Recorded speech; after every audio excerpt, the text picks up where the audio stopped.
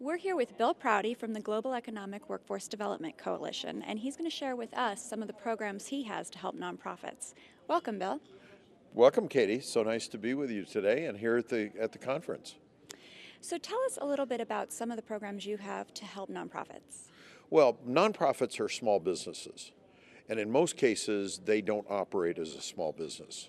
That's one of the things we do is help them get the business practices, best practices, hiring, finance, all of those kind of things together so they can make maximum utilization of either the donations that they receive or the grants that they receive or the services that they provide for cost.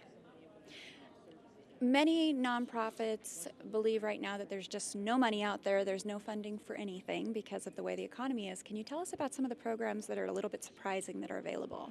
Well, as I spoke to one of the school district boards of trustees last night, we have right now $3.2 billion of money to help in career technical development education at the school sites.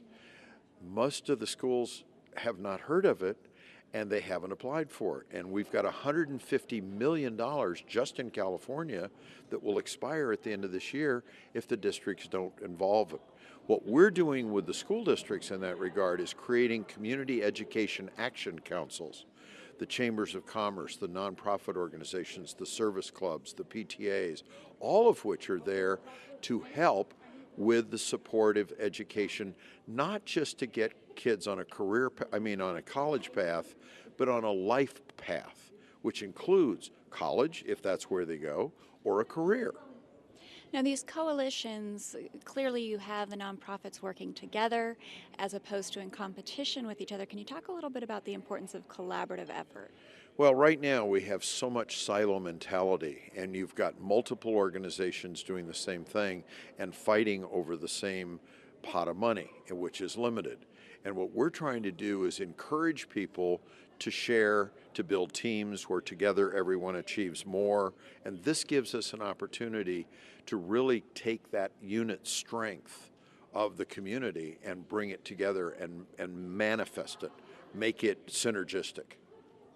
And if you could share anything with the nonprofit community as a whole, what would that be? Become better business people. Peter Drucker, who was one of my mentors over the years, considered one of the world's great geniuses in business management, asked me one day, what's the difference between a for-profit and a nonprofit corporation? And I said, Professor, I'm not quite sure. He said, one pays taxes, the other doesn't, and if you don't treat them exactly the same as a business operation, you lose. That's, I think, the major message that we have.